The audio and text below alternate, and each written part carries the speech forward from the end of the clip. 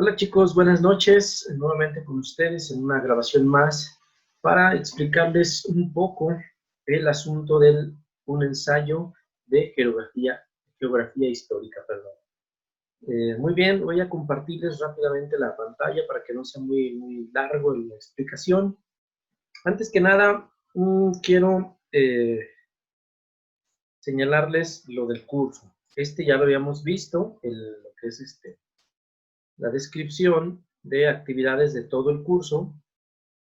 Si ustedes se fijan, las actividades que ustedes están haciendo son preparativas para el trabajo final, para el ensayo final, ¿sí? Están haciendo ustedes, o ya hicieron, la descripción geográfica, hicieron ya la geografía histórica de un lugar diferente al que ustedes eligieron, están haciendo la descripción histórica del lugar que escogieron, la descripción del paisaje del lugar que escogieron, y en la tarea 8 van a hacer un mapa del lugar elegido, el lugar que ustedes escogieron.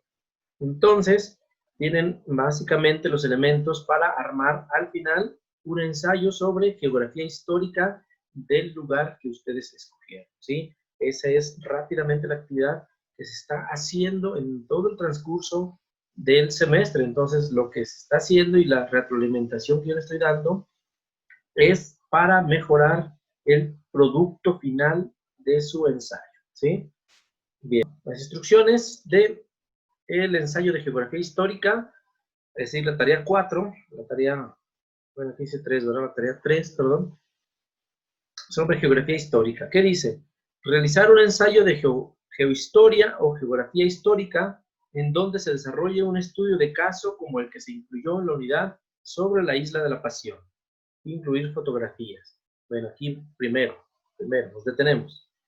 Un estudio de caso, hacer un estudio de caso como el que se incluyó en la unidad sobre la Isla de la Pasión. Si recuerdan el video, la Isla de la Pasión era una isla que siempre estuvo en disputa por diferentes potencias mundiales por hacerse de ella, por poseerla, por tener su posesión, su dominio y todo, ¿sí? Entonces, esos vaivenes, esos cambios de jurisdicción sobre todo, interesó que lo hicieran ustedes.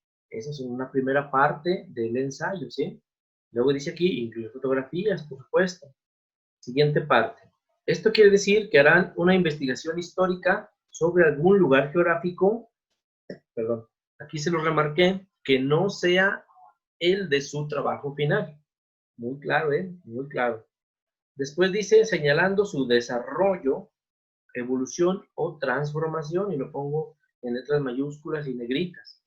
Transformación, eso es la base de su ensayo que debieron entregar. Transformación a través del tiempo, de todo el tiempo, ¿sí? Es decir, que no se quede nada más en una época, en un momento coyuntural, en un momento histórico, en un cambio nada más, no. Desarrollenlo en varios cambios, y los cambios, perdón, sobre todo físicos, que es lo que se requiere aquí, ¿sí? Por eso se llama geografía histórica, porque es la historia de la geografía. Básicamente, rápido se los digo, esa es la geografía histórica. Historia del desarrollo geográfico, ¿sí? Pero sobre todo la geografía física, así cómo se fue transformando. Ya sabemos que depende de la cultura, de las sociedades, de la política, de la naturaleza, etcétera. Pero lo que aquí importa es que ustedes me digan cómo se transformó Pánuco, Grande, Zacatecas, Juchipila, Nuevo León, Tamaulipas, México, Japón, cómo se transformó en varios tiempos, porque es muy lenta las transformaciones físicas, son muy lentas, ¿sí? Son muy lentas, entonces se historia a lo largo del tiempo y se observan esos cambios por siglos, solamente así se puede hacer, pero no es que me hagan un relato histórico, esa es otra tarea que van a entregar ya en estos días, ¿sí? La descripción histórica, o sea, la historia de fundación, cosas sociales, de religión, de comercio, esa es otra cosa. Acá quiero ver la transformación del territorio, acuérdense, el espacio geográfico, cómo se transformó a lo largo del tiempo. Sí, contextualícenlo, complementenlo con datos históricos, por supuesto que sí. Pero lo importante es que se enfoquen y escriban más tiempo en el texto de su ensayo, la transformación física del lugar que ustedes escogieron. Ahora, otro elemento es un lugar geográfico. Aquí dice, ¿eh? Van a hacer su ensayo sobre un lugar geográfico, yo se los dije, no sobre un edificio, no sobre un cerro, no sobre un río, ¿no? Al menos que haya mucha evolución, mucha transformación, entonces sí, como en el caso que les voy a dejar el día de hoy, el ejemplo. Pero si no hay muchos cambios, entonces no es viable, ¿no? Algunos que hicieron sobre la transformación de la bufa, les recuerdo, o sea, la bufa en sí, el cerro de la bufa, no se ha transformado mucho que digamos. El cerro físicamente, ¿no? Su entorno sí. Es decir, yo les decía, entonces póngale complejo turístico de la bufa, puede ser. Ahí sí sufrió algunas transformaciones, pero tampoco fueron tantas. Entonces, para que no tengan ese problema de encontrar información, sobre todo, que argumente esas transformaciones, amplíenlo más. Zacatecas, la transformación de la ciudad de Zacatecas. Y ya como un ejemplo de caso más específico, pues puede ser la bufeta, ¿sí? Pero es muy difícil. ¿Se puede hacer? Por supuesto que sí. La geografía histórica de un cerro, de un río, se puede hacer, pero es muy difícil. Eso no se los voy a pedir en este momento, pero tengan en cuenta que se puede hacer, por supuesto que sí. Pero se necesita mucho tiempo sobre todo eso. A eso me refiero, pues. No que no lo puedan hacer, sino que se necesita mucho tiempo de investigar, menos ahora que no tenemos disponibles las bibliotecas, los acervos, es más difícil, ¿no? Pero de que se puede hacer, se puede hacer. Entonces, pero yo por eso les insisto, una localidad, un lugar, una comunidad, un espacio geográfico que tenga jurisdicción territorial. El territorio es lo que queremos ver cómo se ha transformado, ¿sí? Entonces, ahí está. Depositar en la tarea 3, Geografía Histórica, más tardar 10 de octubre. Nota, fíjense esta nota que se les dejé muy clara. Nota. Recuerden que un ensayo se compone de introducción, desarrollo y conclusión. Así rápido. Algunos no pusieron esos elementos. Y aunque no tenga la palabra como encabezado, introducción, desarrollo y conclusión, en el texto se sabe si los integraron o no. ¿Sí? En el texto, al leer, se identifica, estas son las conclusiones. Esta es la introducción y este es el contenido. Pero algunos no lo pusieron, ¿sí? Dice la indicación también, revisen el texto sobre cómo se hace un ensayo en el curso de estrategias de aprendizaje que yo también se los impartí. Bueno, los de presencial no. Espero que ahí también en el presencial se los hayan dejado saber cómo se compone un ensayo, sus partes y cómo se hace, que ya les expliqué yo un poco que se tiene que citar y todo esto. Entonces, pero ahí, claro, revisen ahí esos apuntes y verán los componentes para que no haya errores, ¿no? De confusiones, pues, más que nada. Muy bien, eso es, pues, la esencia de lo que debía de llevar su ensayo, su trabajo de geografía histórica de alguna localidad. Ahora, ¿qué diferencia hay? Es lo mismo con el ensayo final. Aquí les voy a poner. Aquí está. En el ensayo final dice la descripción de lo que debe llevar el contenido del ensayo final.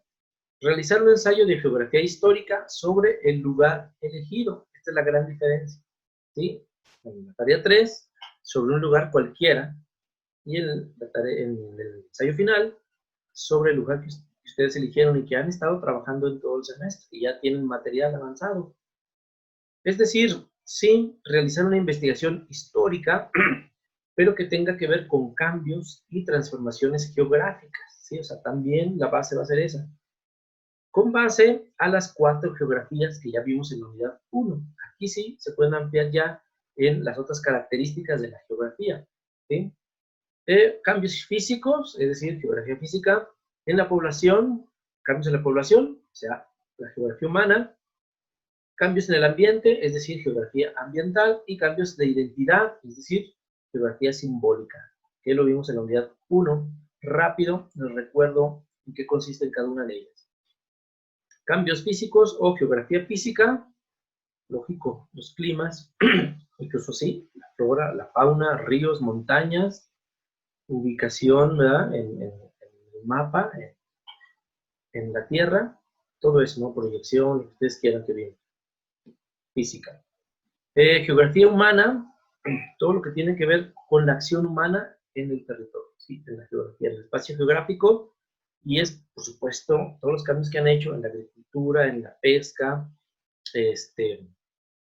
ganadería, el comercio, la transformación del suelo, es decir, haciendo escuelas, haciendo iglesias, la cultura, todo eso es la geografía humana y por supuesto también, o sea, cuánta población, cuántos hombres, cuántas mujeres, qué funciones, qué religión profesan, todas las actividades humanas con relación a la geografía, ¿sí? Geografía ambiental, pues sí es el medio ambiente en sí, flora y fauna, ríos, cerros, lo que se quieran, pero más que nada esta se preocupa por los problemas ambientales, ¿sí?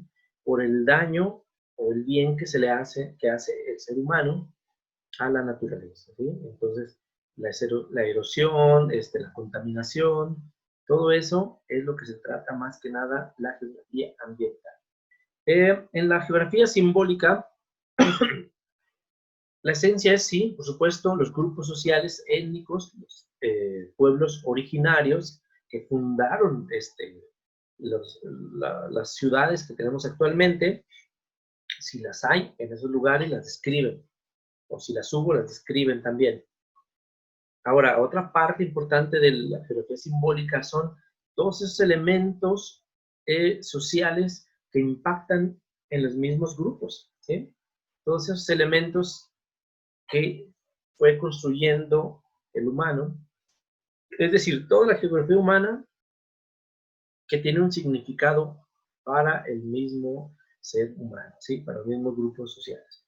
Entonces yo les decía que brindan identidad, como bien dice aquí en la instrucción, ¿no? Que brindan identidad a la sociedad. Entonces, que fueron históricos, que fueron representativos de un momento en la historia misma de ese pueblo.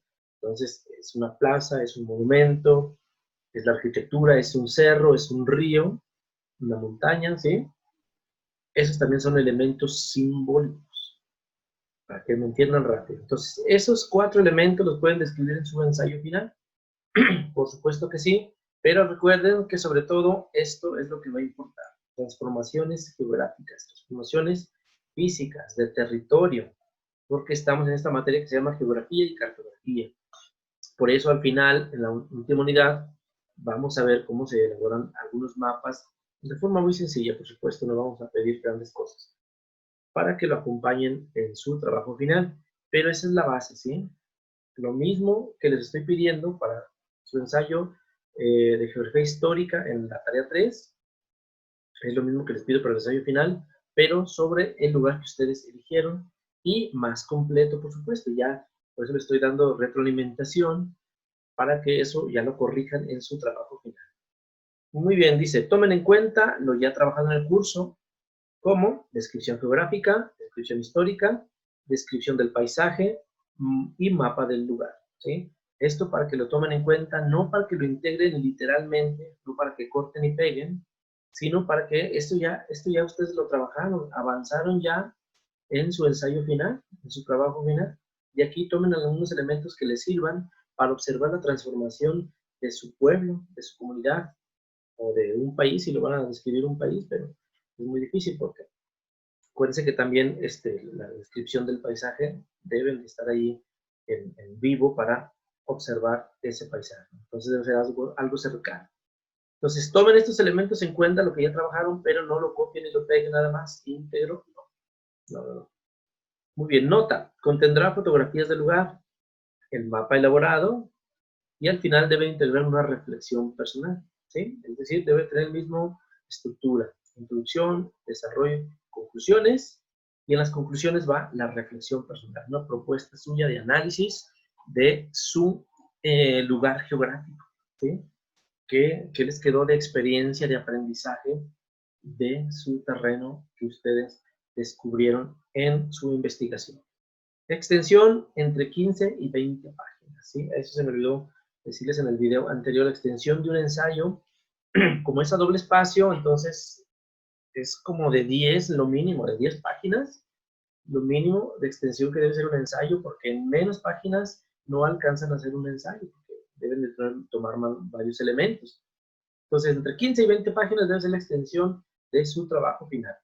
No más y no menos, porque ya hay penalizaciones en la calificación. También la redacción y ortografía va a tener penalización en la calificación, tanto en los trabajos parciales como en este trabajo final.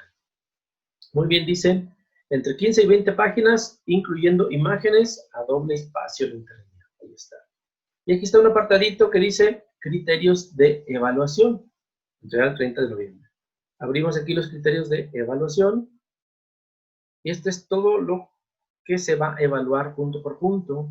Ustedes revísenlo ya con calma. Esto viene en la plataforma. Aquí está. Rúbrica de ensayo se llama. Indicadores. Debe traer una portada, como bien les dije ya. Déjenme amplio un poquito. Y ya está. Okay. Portada, es decir, contiene el nombre de la universidad, de la unidad académica y del programa, incluye el nombre del curso, título del ensayo, así como el nombre del alumno, lugar y fecha de elaboración. Eso vale 2 puntos. Bueno, eso vale 2 puntos si lo tiene de esa manera. Si cumple parcialmente la información, vale 1 punto. Si no tiene portada, 0 puntos. ¿Sí? Estructura. Muy bien. Contiene todos los elementos y la estructura solicitada. Introducción, desarrollo, conclusiones y bibliografía, 4 puntos. Si tiene la mitad, 2 puntos. Introducción. La introducción incluye el propósito, exposición general del tema, objetivos claros, marco teórico y metodología, vale 3 puntos, si no la mitad o nada. ¿Sí? Contenido. El desarrollo del tema es oportuno, contextualiza, discute y analiza. El texto es equilibrado, tiene los elementos solicitados de la temática, es decir, descripción geográfica, histórica, de paisaje, mapa, imágenes, etc. Todo lo que les dije ahorita lo debe de tener. Si eso lo tiene, vale 8 puntos. Fíjense nomás, esto vale más puntos. Si tiene la mitad, es decir, el desarrollo del tema es oportuno, pero le faltan algunos elementos característicos de un ensayo y de la temática, entonces vale solo 4 puntos. Y si no, pues 0. Conclusiones. Son oportunas, logra conjuntar una propuesta y análisis del tema, entonces son 4 puntos. Si son parciales las conclusiones, 2 puntos. Reflexión personal. Presenta una afirmación clara y bien fundamentada de la posición del o la estudiante sobre el tema, analiza y emplea un discurso de carácter argumentativo. Básicamente, pues, si logran hacer una reflexión que se entienda, pues, que se derivó de todo lo que ustedes construyeron como ensayo, entonces valdrá 4 puntos. Fuentes de información. Si las fuentes de información son variadas y múltiples, si la información recopilada tiene relación con el tema, si es relevante y actualizada, las fuentes son confiables y contribuyen al desarrollo del tema, utiliza fuentes de primera mano. Bueno, en este caso no se les voy a pedir así, que sean fuentes de primera mano. Muy bien, ahí ustedes lo ven con calma los detalles. Ortografía y redacción también, no tiene errores ortográficos de acentuación o de conjugación de verbos, voz activa apropiada para el tema y la audiencia. Es decir, con los menos que tengan, ¿eh? Yo sé que puede tener algunos porque están aprendiendo todavía a redactar, algunos ya redactan muy bien y no tienen muchos errores, pero ojalá que lo hagan muy bien. Uso de las normas APA, eso es muy importante también y vale 6 puntos. Hacer buen seguimiento de las normas, tanto de la parte formal, incluyendo tipo de letra, tamaño, alineación, sangría, como el uso de citas de autores o de textos. Por eso ya en la anterior grabación ya les di cómo son esas características, ¿sí? Explicación de cómo son. Ahí está, esos son los elementos rápidos que se van a evaluar en el ensayo final y en el trabajo final, pero sobre todo si se fijan aquí, 8 puntos vale el contenido. Entonces, muy importante que el contenido sea congruente a lo que les está pidiendo, que es la transformación del territorio. ¿Sí? Transformación del territorio, grábenselo por favor. Así debe de ser. Muy bien. ¿Qué más? El ejemplo, rápido, vámonos al ejemplo para que ustedes tengan un paradigma, un modelo de cómo se hace en este caso, un ensayo de geografía histórica de cualquier tema, ¿sí? En este caso va a ser de geohistoria. ¿Qué quiere decir geohistoria? Que más que nada es apegado a lo geográfico, ¿sí? Es decir, geografía histórica, por supuesto que puede ser a los cambios que el ser humano hace al territorio, derivados de lo social, por supuesto, una construcción social, puede ser derivado del medio ambiente, de la naturaleza, que cambia la geografía, de muchas cosas, pues, ¿no? Pero en este caso, geohistoria, es decir, son cambios que se hacen a algo muy tangible como una laguna en este caso, como un cerro, el Cerro de la Aguja puede ser, pero ya les digo que mejor argumentado, mejor trabajado, con más tiempo. Entonces, la geohistoria es de largo alcance, de larga duración, de años. Son trabajos de años para lograr identificar estas transformaciones. La geografía histórica es más viable de observar, ¿sí? Muy bien, entonces geohistoria es ese trabajo. Aquí ya les vuelvo a mostrar la portada, ¿sí? El ensayo se llama La desecación del lago de Texcoco. Es decir, se fue acabando este lago de Texcoco, ¿sí? Y, por supuesto, todo el impacto que tuvo a la población, al medio ambiente y a los elementos simbólicos, a la identidad de un pueblo, ¿sí? Bien. Entonces tiene su portada, introducción. Vamos a leerla con calma. Ok. La geografía histórica o geohistoria es una ciencia que integra metodologías geográficas e históricas. Es la ciencia geográfica de las sociedades históricas organizadas sobre el espacio natural, ¿sí? Vamos definiendo, en principio, el término base que vamos a utilizar. Tiene como finalidad estudiar el presente buscando en el pasado elementos para su explicación. El presente se vuelve un medio para entender el pasado. Como punto de partida en sus investigaciones se encuentra la descripción del grupo social del que forma parte el individuo. Indaga el origen de los paisajes y su proceso de evolución, poniendo énfasis en la cultura como agente de cambio en el entorno natural. De esta manera, ese espacio conforma el medio en el cual se desarrolla la historia. Muy bien. Geohistoria integra el espacio y el tiempo para dar explicación, más que descripción, de la realidad que acontece. Si se fijan, es más reflexivo que informativo. Sigue. Explica los periodos históricos de larga duración, ahí está, así como crisis o cambios sustanciales. Estudia una sociedad del pasado y de la estructura geográfica que la sustenta. Nos permite ordenar, sistematizar y comprender los sucesos del pasado que han marcado el presente. Muy importante. Geohistoria estudia la realidad espacial, donde el espacio es un producto social ocasionado por la interrelación del poblamiento y la actividad económica en un territorio y condiciones determinadas. El espacio se define, describe y analiza en la búsqueda de comprender cómo es dicho espacio, su manejo, así como remediar los problemas que en él se presentan. ¿Sí? Ahí está rápidamente la definición de geohistoria o geografía histórica, que es algo muy similar. En el presente trabajo se dará un repaso de cómo fue transformándose el espacio geográfico conocido como Lago de Texcoco, a través de los siglos hasta nuestros días. Se dará cuenta también de los agentes de dichos cambios y cómo fueron sucediendo. Ahí está la introducción. Rápidamente nos dice de qué va a tratar el ensayo. Muy bien, como primer apartado y único, que pueden poner varios, aquí ya se sabe que empieza el desarrollo del tema, pero aquí nada más puso uno, el lago de Texcoco. El lago de Texcoco empieza por decir qué es, ¿no? Era parte de un sistema de lagos conformado también por otros 4, Zumpango, Xaltocán al norte, Xochimilco y Chalco al sur, así como el Texcoco al centro. Estos lagos se diferenciaban tanto por su extensión, siendo el Texcoco el de mayor tamaño, así como porque el Xaltocan, Zumpango y Texcoco eran de agua salada, debido a que las elevaciones estaban. O sea, ahí va definiendo todo eso, y esto es muy importante, pone su cita, su referencia, de dónde obtuvo la información. Muy bien, entonces sigue describiendo, se ubica en lo que hoy es el centro de la Ciudad de México y los municipios de Nezahualcóyotl y Ecatepec en el Estado de México. En la actualidad, para que rápidamente el lector se ubique de qué está hablando. El límite entre el lago de Texcoco y el lago de Xaltocan lo señala un canal, empieza a decir los límites. El lago de Texcoco se alimentaba de las aguas provenientes de 2 cadenas montañosas, entonces empieza a decir cómo se originó el lago de Texcoco. Por el oriente, numerosos arroyos bajaban de las nieves de la Sierra Nevada, Yucatán, al norte y al sur encontraban la Sierra de Guadalupe, de ahí se fue creando pues el lago de Texcoco. En la época mesoamericana, sus riberas estaban cubiertas de unos juncos conocidos como tule, así como sauces y árboles como ahuejotes y algas en las orillas. Existían diversos géneros de peces y anfibios, especies, entonces ya empieza a explicar cómo se componen, cómo se fue integrando, ya también por fauna, no solamente por hidrología, sino también por flora y fauna, ¿no? Empieza a explicar todo eso y, importante, va citando.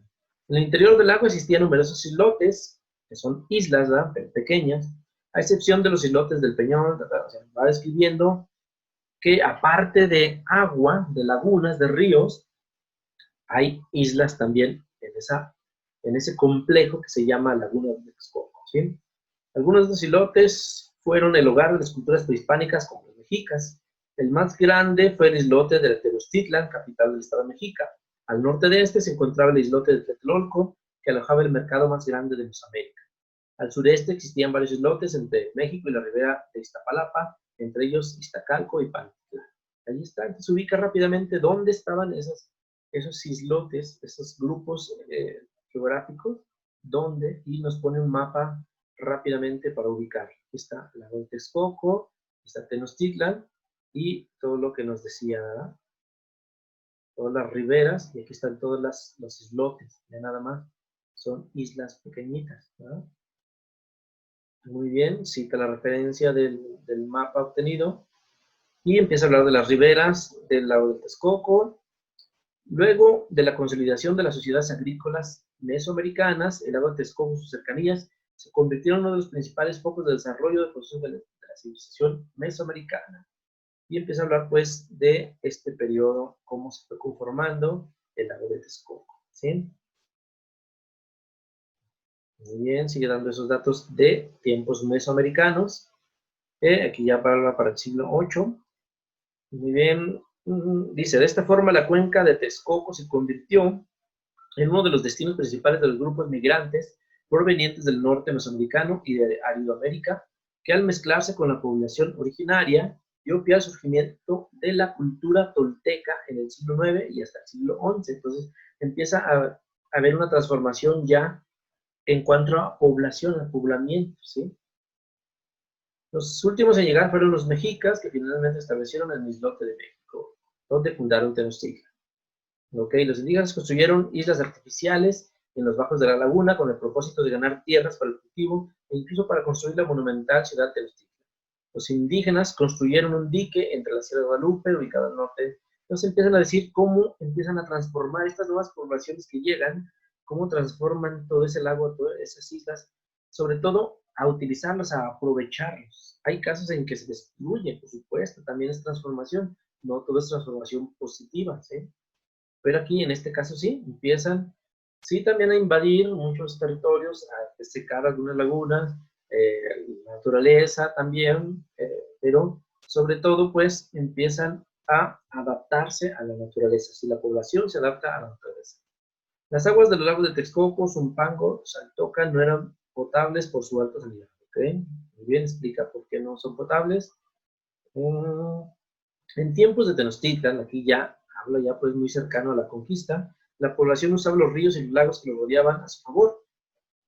Transportaban cosas en trajineras, barcas, a través de los canales de la ciudad que podían soportar hasta 5 toneladas de productos. Y aquí está un mapita, de cómo ya se empezó a poblar enormemente ese lugar y a utilizar, pero también, por supuesto, por el otro lado, a erosionar el territorio por tanto transformación, ¿sí? La ubicación de la ciudad en el interior del lago fue un factor decisivo para la consumación de la conquista, ya que al encontrarse rodeado de agua fue fácil sitiarla e interrumpir los sistemas de abasto de agua potable y alimentos. Ahí está una desventaja, pues, de vivir en una isla, ¿verdad?, en un islón. Tras la destrucción de los diques indígenas que contenían sus crecidas, las aguas del lago de Texcoco inundaban periódicamente la Ciudad de México desde el siglo XVI. Okay. Aunque se le aconsejó a Cortés ubicar el gobierno en un poblado de tierra firme, este se estableció en México. Los españoles construyeron casi toda la infraestructura hidráulica del lago. Reconstruyeron el acueducto de Chapultepec, que provenía de agua potable, reconstruyeron de igual manera las 3 calzadas que unían la isla con tierra firme, se fijan, fueron haciendo nueva arquitectura, cambiando el paisaje del lago de Texcoco, pero sobre todo de los islotes que estaban ahí, ¿no? Muy bien, para no ser muy largo, aquí vamos viendo con nuestras soluciones. Este texto se los voy a anexar ahí en la plataforma para que con calma lo vean ustedes revisando y vean cómo este texto, lo que le falta, es, les digo, estoy revisándolo, le faltó mucho las citas textuales que tanto les he dicho yo, por eso no obtuvo buena calificación y algunos de ustedes no les puse buena calificación porque no citan, no ponen la referencia, pero en cuanto lo hagan, su calificación va a aumentar bastantísimo, ¿sí? Entonces, esto tómenlo como guía, pero tengan en cuenta que le va a faltar la referencia nada más. Ok, entonces empieza a contar pues cómo se transforma, aquí hay otra tromapita, habla ya de la guerra de independencia, donde empieza la desecación del lago, ¿sí? La desecación del lago fue interrumpida, bueno, acá atrás, perdón, antes de eso, después de 2 o 3 inundaciones, además del descenso de las aguas y la introducción de las costumbres europeas, que convirtieron lo que quedaba de la laguna en un residual de aguas negras, amenazando la vida urbana de la ciudad. Los españoles se centraron en desecar la cuenca del Valle de México. Aquí empiezan a hacer eso, ¿no? Para poder dominar la naturaleza, imagínense nada más. Y entonces empieza todo este trayecto y toda esta penuria de secar el lago de Texcoco en la independencia. En el siglo XX también dice Teodoro González de León, propusieron el proyecto Vuelta a la Ciudad Lacustre, el cual consistía en recuperar los lagos del fondo de la cuenca. ¿Ok? Este es un proyecto para reactivar nuevamente el lago, ¿no? Rescate hidrológico, dice aquí. Ahí está. Nos va dando cuenta de todos los elementos y se centra, si se fijan, en la transformación de la laguna y de la isla, ¿sí? No tanto de la sociedad, de la población, ¿eh? No tanto, fíjense nada más. Muy bien, aquí están. Ambos planes están plasmados en el plan de ordenamiento del territorio de la laguna. Perfecto. Ahí está una foto más actual, más reciente de la laguna de Texcoco. En el 2001, el gobierno de Vicente Fox lanzó un decreto presidencial contra las comunidades allegadas a la laguna de Texcoco para expropiar sus tierras. Fíjense nomás. El gobierno federal ofrecía 7 pesos con 20 centavos el metro cuadrado y 25 pesos el metro de tierra de riego como compensación. Imagínense nada más, despojó ahí a los dueños de su tierra. Después de casi 2 años de oposición, los campesinos frenaron el proyecto. Ahí está. Entonces así va señalando y como conclusión, rápido, hoy trae varios proyectos de desecación que chupan el agua del lago que alguna vez albergó al señorío mexica, solo queda una amplia llanura salitrosa que ha sido reforestada. Anteriormente, los propietarios de esta tierra en colectividad comían también los animales de la antigua laguna, tales como el ajolote, ahuetle, no sé cómo se pronuncia, acoquil, acosil, los cuales hoy resulta difícil encontrar. Los campesinos aún trabajan en esta tierra, de ellas sacan espirulina, espárrago, frijol, nopal, haba y maíz. Entonces nos empieza a contar ya la actualidad. Enrique Peña Nieto anunció la construcción del nuevo aeropuerto de la ciudad, dice nada más, en una zona federal donde antiguamente se hallaba el lago de Texcoco. Ahí está, vean nada más la enorme transformación. ¿Cuál lago ya? ¿Cuál naturaleza? Nada.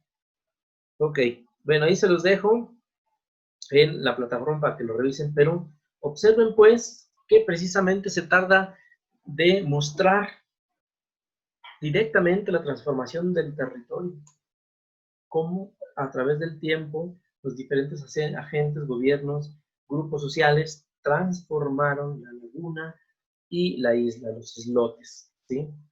Con ello también se fue transformando, por supuesto, la población, pero esto es lo que interesa en geografía histórica, ¿sí? Así es como quiero que cuenten sus historias, tanto en las correcciones que van a hacer de sus trabajos número 3, de geografía histórica, tanto su trabajo final también. Eso es lo que quiero que me cuenten.